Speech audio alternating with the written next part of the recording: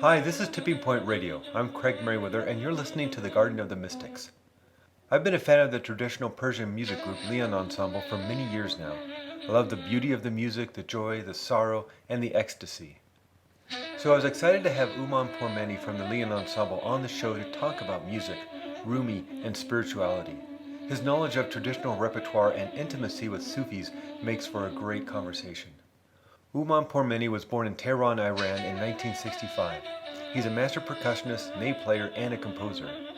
His deep understanding of the Persian musical heritage and his belief in exploring new territories makes him a unique musician. He has performed widely through Europe, North America, and North Africa. He has won acclaim throughout the world both as a solo artist and an accompanist for some of the world's most prestigious and renowned artists.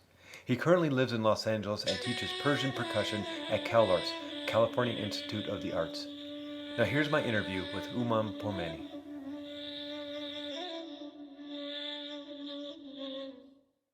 Hello Houman, welcome to the show. Thank you very much for inviting me. Yeah, I've been having some difficulty trying to figure out how to start this interview because, it's about music and spirituality, and I was kind of confused as to whether to start off talking about Sufism and how that worked in your life as a spiritual practice and music, because the music of Persia, the classical music and Sufi music and Sufism in itself seem to be intertwined so closely. Would that be accurate to say? Of course. Well, it's a very interesting subject because Sufism is not a religion or what should I say? It's a way of living for us.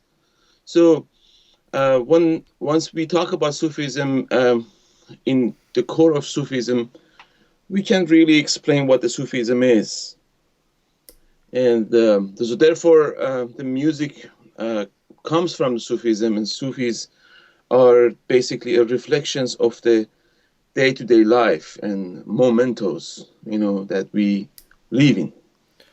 Well, and growing up, what kind of came first? Kind of your introduction into Sufism, or was the music first, and then it kind of grew? Well, actually, I started the music when I was young because my father was a musician, and the music leads me to the Sufism, and meeting great teachers and studying with them, and the both same concept of music and Sufism. So my first teacher were a player, musician, a drummer, and also Sufi master. So basically, studying with someone like him in the beginning, it creates amazing, understanding of both phenomena at the same time. Right. In the Sufi zikr, the ceremony, the celebration that's undertaken, drums play a big, huge part of that. And I was wondering if you could explain it, because it seems to just be so trance-inducing. Would that be accurate to say as well?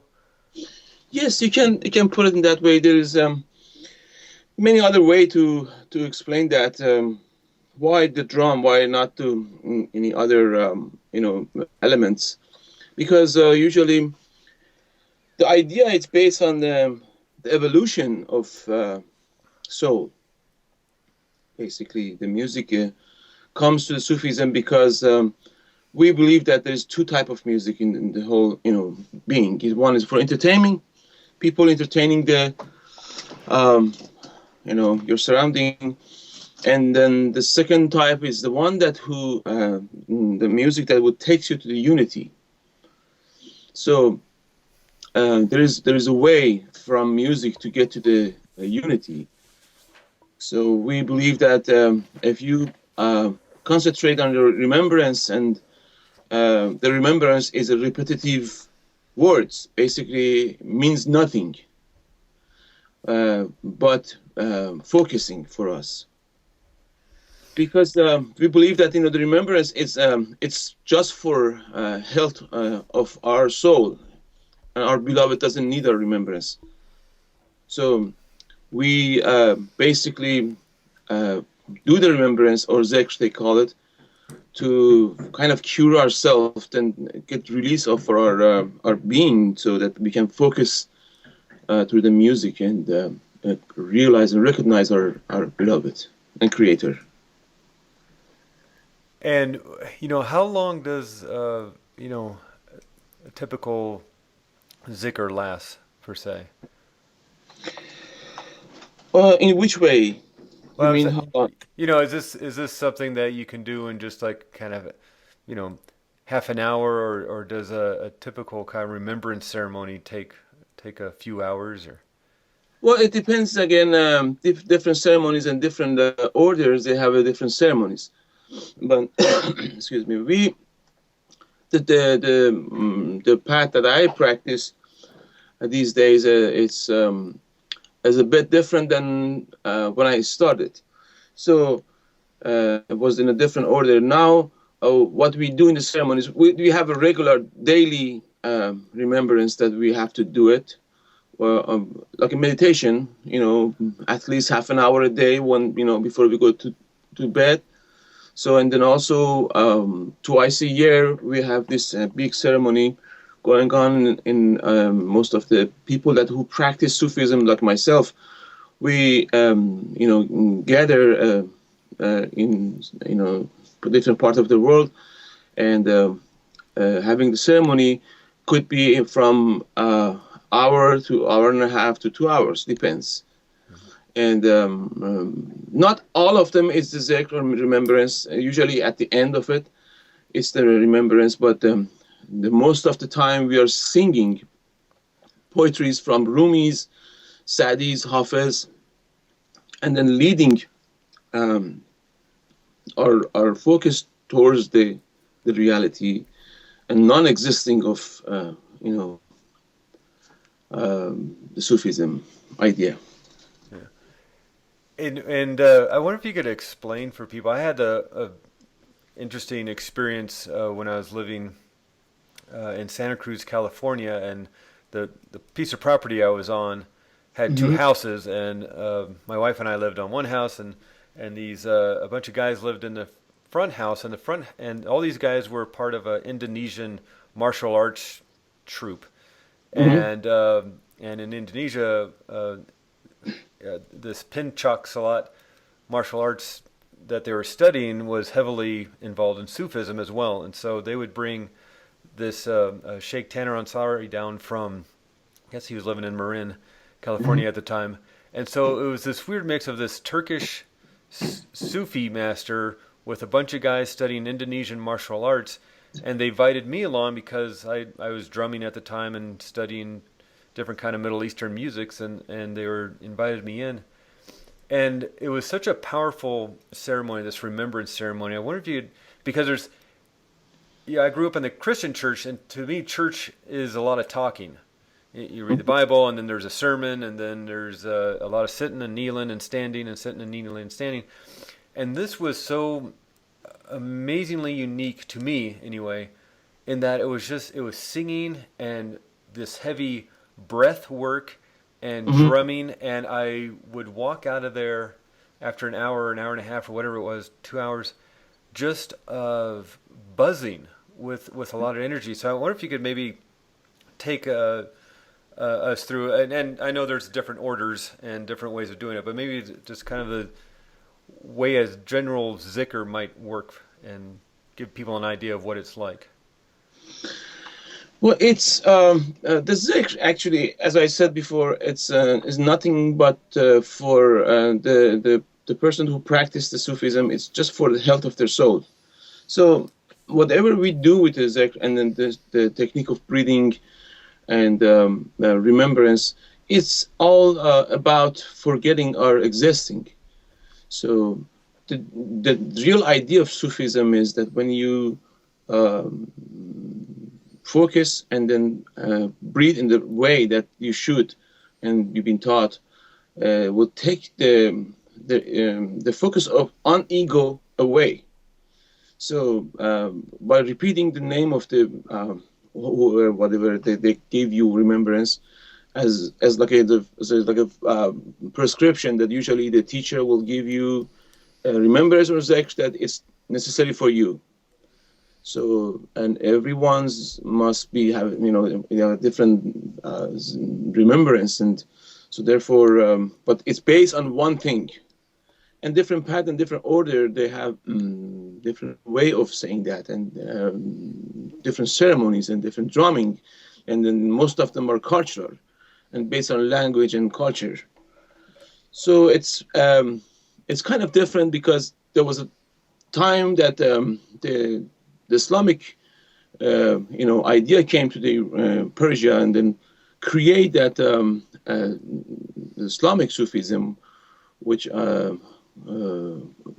real Persian Sufism was existing before that in Iran and old Persia, and then practicing.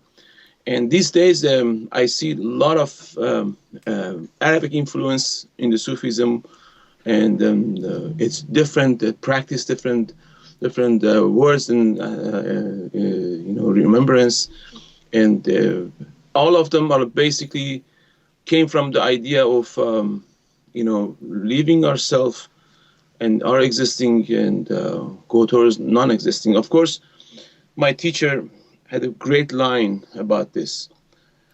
He says that whatever comes to the words, it does not present Sufism.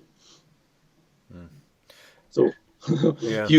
you have to be a Sufi to understand what the Sufism is. So whatever we says about the Sufism does not present the Sufism. Yeah. Sort of reminds me, I think it was St. Francis said, preach the gospel every day, and if necessary, use words. You just Yes. kind of have to live it and experience it and show through action rather than just try to explain it to somebody. That's right. So you were mentioning Arabic, and I was mentioning Turkish and Indonesian, but being from Persia originally, I kind of want to talk a little more in depth about Persian music. And this is a music that I just find extraordinarily gorgeous, but it's also seems to me in my Western ears has a bittersweet quality to it, a longing to the music, but it's also a very I want to say like naturalistic sounding music because of the ney, the bamboo flute sounds very breath and wind like. Even the drumming on the tombak is a lot of rolling with the fingers instead of hand slapping like you see in African drum Right. or Latin drum. And so it's this very kind of wind moving through the trees kind of energy through it. And does that come just from the territory of Persia, that this music is more naturalistic, or is that influenced by Sufism in any way? It's a very interesting subject, and then your preservation was great. So what happened that the Persian language actually, and then the poetry has a huge role on this. So I'm pretty sure you're familiar with Hafiz and Rumis and Yeah.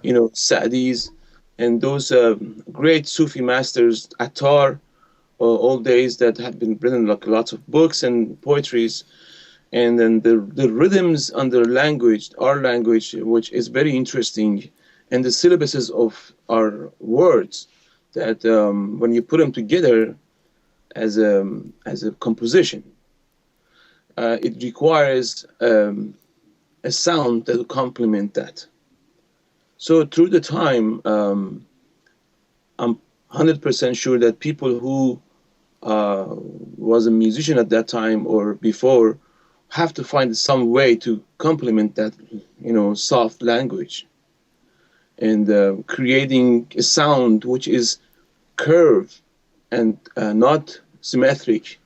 So it has a dynamic on it. So the music definitely will follow that idea through the time. And even the instruments that people create or modify, it's all about the language. And if you say that African drumming and African language, fits together. If you're talking about Indian drumming, tabla players, and then their language, it's the same thing. So the talas, the sound of the talas, and everything fits to the language, and the sound of the tabla fits into the words. So I 100% think that music like Persian music, it's devotional music, for sure. The core of Persian music and the instrument and then the sound always follow that idea of the language and the devotional, concept behind it. Yeah. Well, you mentioned the poetry, and that is certainly another very important aspect to the Persian music. And a lot of times they're just artists may use poems of Rumi or Hafez or whoever, but they also may write original stuff. And yet it's all about this. It's like this romantic love poem, but then when you read deeper into it, they're talking about this longing towards going back to the divine. Definitely. Yeah. That's a really big subject because we know Rumi in West through Coleman Barks and many other poets, and Rumi has a slight different than Sa'dis and Attars. So it's a very interesting subject. Maybe a lot of people don't know about it because Rumi was the man who recognized his beloved through his master Shams, and then the way of Shams shows himself to him and showing the love between this person who never been in this stage, and then all of a sudden someone came with the light in their face, and then he falls in love with that man and took everything away from him, all his knowledge. And so the whole package of Rumi and Shams, it's a love story of someone who realized the beloved and creator through a man who was a Shams. And all the poetry that Rumi, poem that he wrote, is all about when he was there and when he wasn't there. So, and then he basically explained his feeling and expression from his surrounding, because people around him, Rumi's students, were against him because Rumi wasn't paying attention to other people anymore. So no more religion. He was out of the religion. And then they were all enemy of his teacher. So they tried to kill him, and then he was disappeared for a while, and then there was some chapter of Rumi's about him that he's not there and begging him to come back, and then he shows up a couple of times, and then again people try to get rid of him because they love Rumi before Shams appeared. So it's a totally different story, and then at the end Shams disappeared, and then someone else came with a different appearance and different person, and then Rumi says it's him, it's Shams again, and then but people won't believe it. And so it's all about this relationship between a disciple and a master. But people like Attar, these people are different. These are the grand master of Sufism. So these people are the one who lead Sufism in east of Iran, the great Khorasan state. So a lot of Sufis, she said 99% of idea of Sufism came from that state, the great Khorasan. So these people are a bit different. They're all straight shooter. They are talking about the beloved directly. So it's not about it's not a description of love between his teacher and disciple. It's is a straight shooting to the beloved. So it's different. It's different, but one of the issues I had when I was kind of practicing Sufism and doing the zikr and things is the translation part, because a lot of what we were doing was in Arabic, but I didn't understand Arabic. I didn't, uh, you know, get the language at all. And it's quite a multi-level language. And what they say about the Quran is it was people would read the Quran and just convert right there because the poetry was so beautiful in the Mhm. Quran. There were so many different levels, and I had a difficult time with the language just because I didn't understand it. Like going to the opera, and Mhm. it's beautiful music and it can touch you, move you, but you really don't get it unless you understand. They can even have the subtitles above the musicians and the singers, uh, but you still don't get it Mhm. because it the language moves with the music and there's a poetry there, and so I kind of gave up just because I realized I would never really truly understand because of the language, and and that goes with reading some of these translations by even as masterful as Coleman Mhm. Barks and some of these other people are, it's still filtered through somebody else's intention of how they understand the language. And what do you think? Because the language and the poetry is also so important to the music, which is almost akin to the Sufism itself. If you can't understand the language, is it really possible to get deeply involved in it? Well, definitely it is. It's first of all, it's difficult, but it's not impossible. So I was born in Iran, and then I was emigrated here, and then because I need to survive, so I have to learn the language. I have to study English.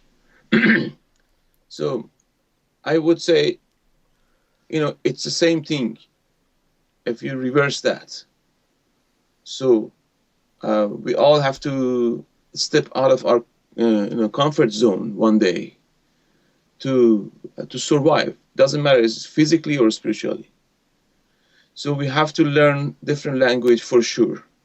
And but these days there's a lot of new translations. It's happening, and it's way better because there's a two different translations happening in these days. The one that it's it's like taking a picture of one scene and then describing it. But there's another type that's happening that who was in that beautiful scene that we can describe that for you. So some of the translation I see, it's only it's like an analyzing the picture. But the new translation is happening around these days. I've seen a lot of them, and there's a new book coming up. It's from someone who is already practicing the path and translating the poem. So it's way different than the old translation because maybe they translate the word by words and then somehow made it nicer for English, people to understand it. The English culture is, but it's changing right now. It's the whole thing is changing because a lot of us is moving from our land and country out to the west, and then the culture is changing. We get understand to get understand the whole idea of West more better and before. So it's almost there. Yeah, yeah. And I was wondering because you teach at Cal Arts, and I Yes. was wondering the students who come to your classes. Well, first off, obviously I know you teach drumming. Do you teach any other classes besides just Persian drumming? Yes, I teach. Basically, I'm Persian percussion and Persian music, Persian ensemble, and then the world percussion ensemble. We teach at that era too. Okay.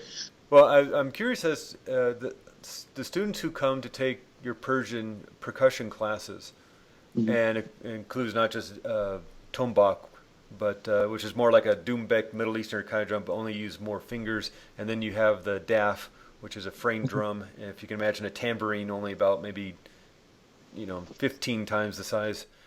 Do they come because they just want to learn a cool percussion instrument, or are they more interested?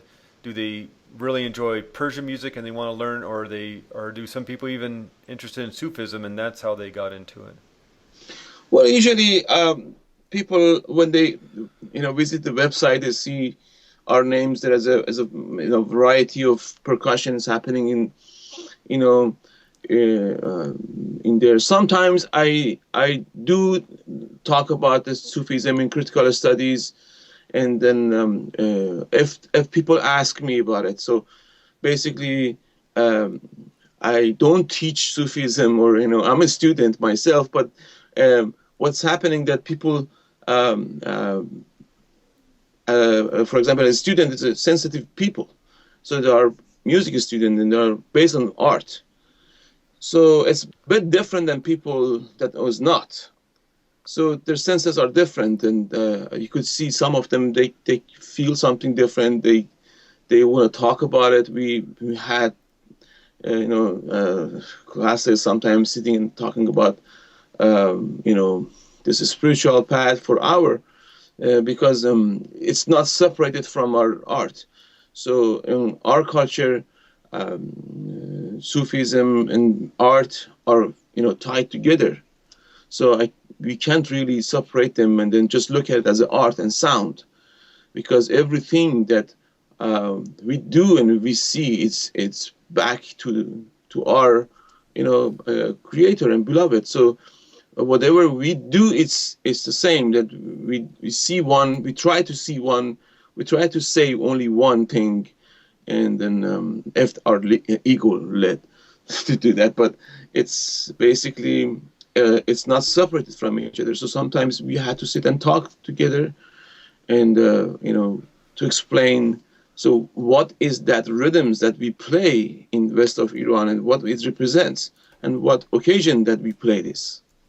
So, and I have a class inter-room called beginning of the second semester, that 2 weeks of it's open to the whole school. So I present all kind of music from Iran, different states, and then of course I go to the west of Iran and east of Iran and play for a student the ceremonial music, and we definitely talk about it for hours and hours. We go to YouTube and then show videos, and we have so many examples. So people will see that, because this exists and is strongly happening around Iran in the Persian Sufi practice.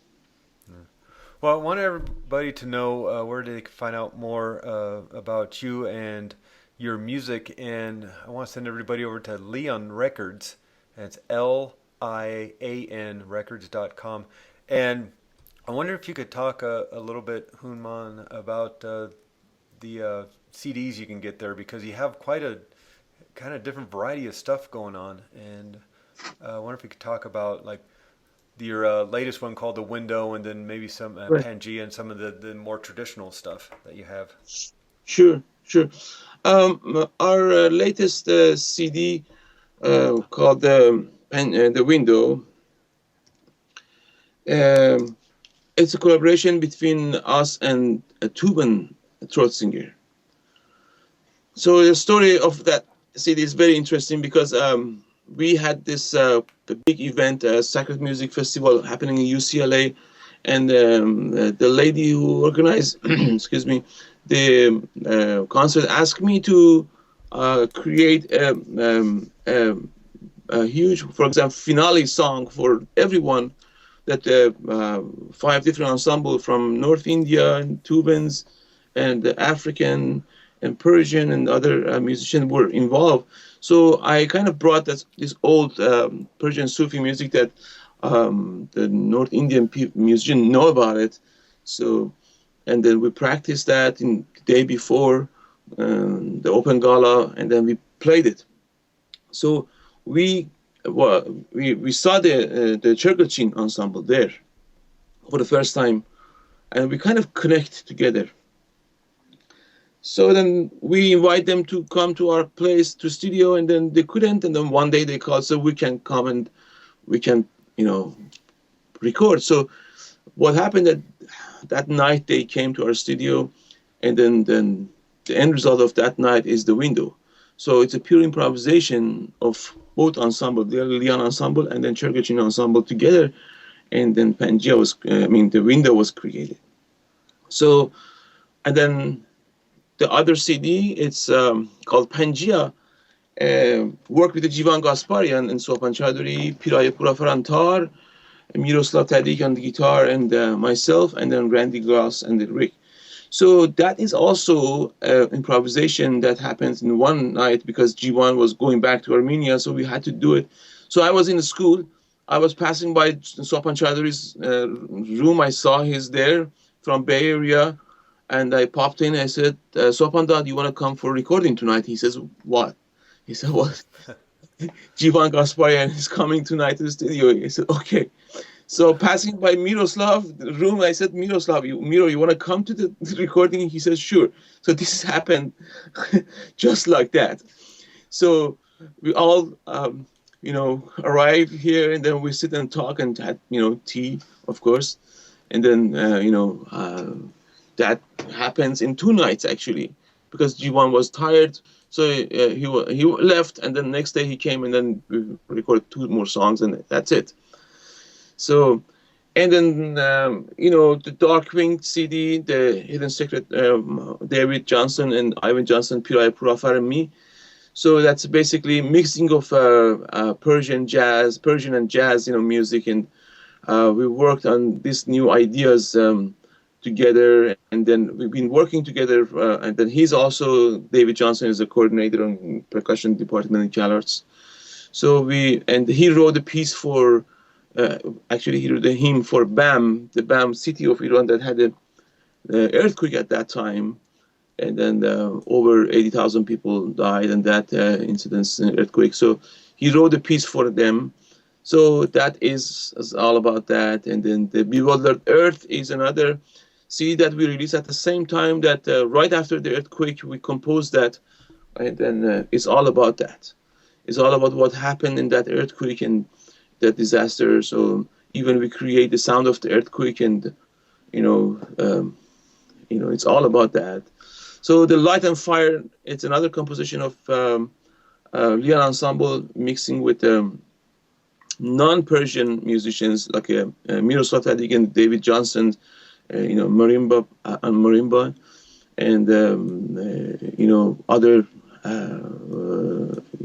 sounding, basically we're experimental CDs. The Call of Love, it's a duet between Rajiv Taranat and me, and I'm in the tombak and I'm a tombak and daf, and then he's in sarut. So it's an interesting experience that I had. And then the other one is Dashu Karestan, which means in the land of sugar cubes, cane, actually. So it's all about old Persian traditional music. So that we played it live in a concert, the Lian Ensemble. And as Syncopation, it's the collaboration between me and the late master John Bergamo.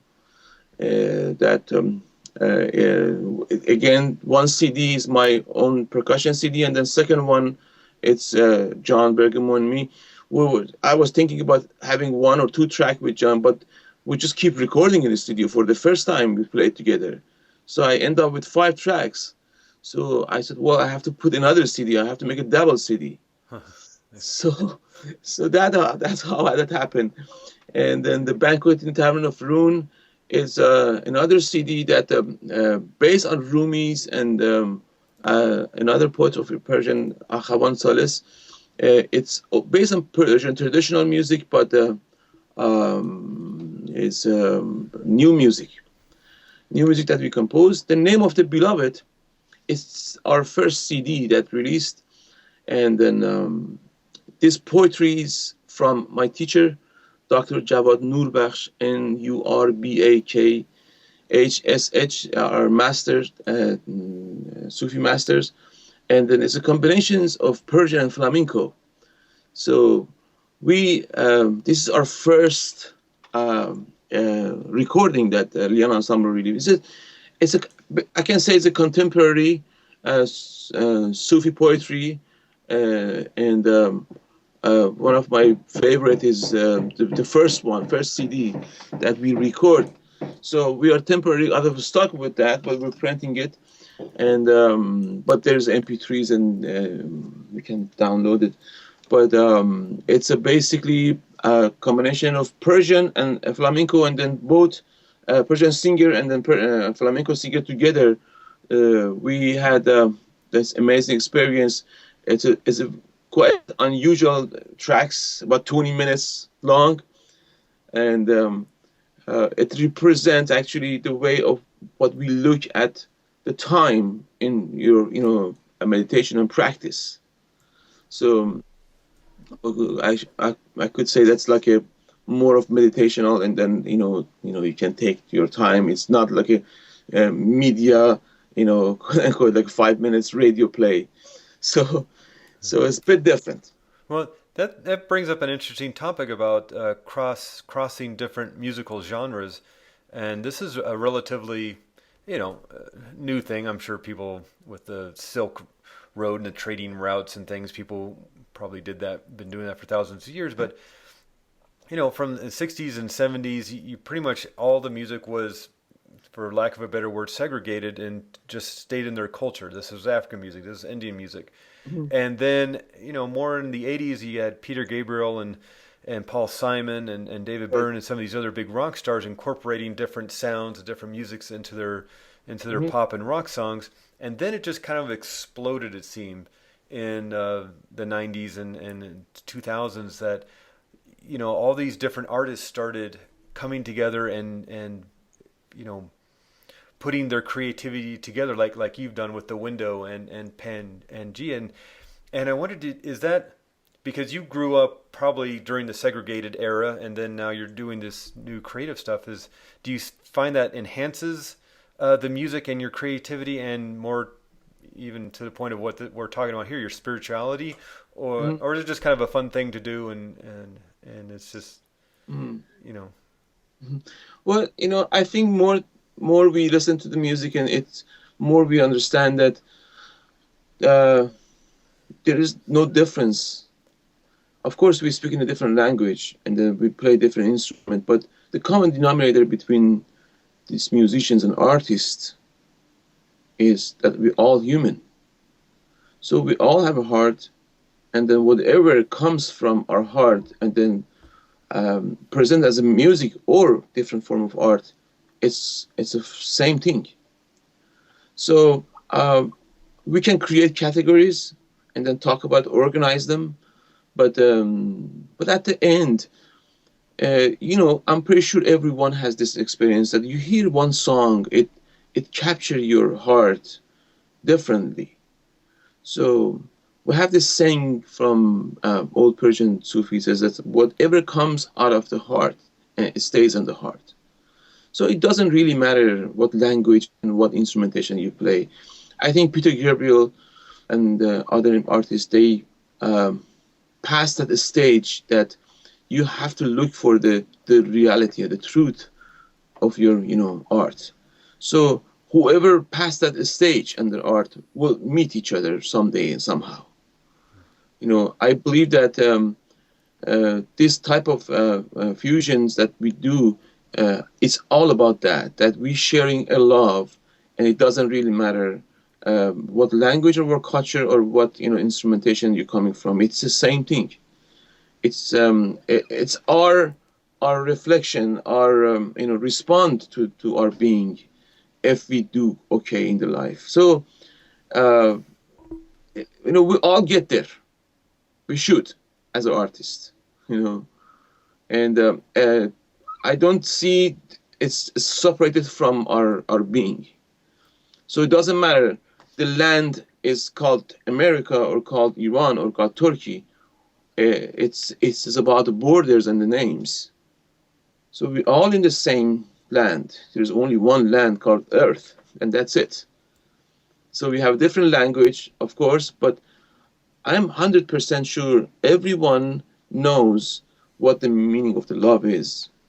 Even like when people see each other, they fall in love with each other. It's the same thing. In Sufism, we says practicing the love, like a marriage love, it's the same practice as falling in love with your beloved. It's the same thing. So in a lower level, so you basically fall in love with each other, and on the higher level, so that love can be turned to that. So it's the same. Oh, that's it's such a beautiful way to end this interview, and we've been going for a while, and I so appreciate your time and willingness to talk about this. And again, everybody, go to lianrecords.com. It's LIAN records.com, and you can find out more about the CDs and how to order them or get the downloads, and find out where Houman and Lian Ensemble is playing next, and find out how to, if you're in the area, or find out how you can learn some play Persian music, because you teach not only percussion but also ney, the bamboo flute as well, right? Yes. Yeah. So anyway, lots of stuff to look at on the website, lianrecords.com. And Houman, I so appreciate your time and willingness to do this. Oh, thank you very much for inviting me. I don't know if my words help you, but No, it was beautiful, especially what you just ended with. So thank you, and I'd love to talk to you again sometime. Thank you very much. I appreciate that.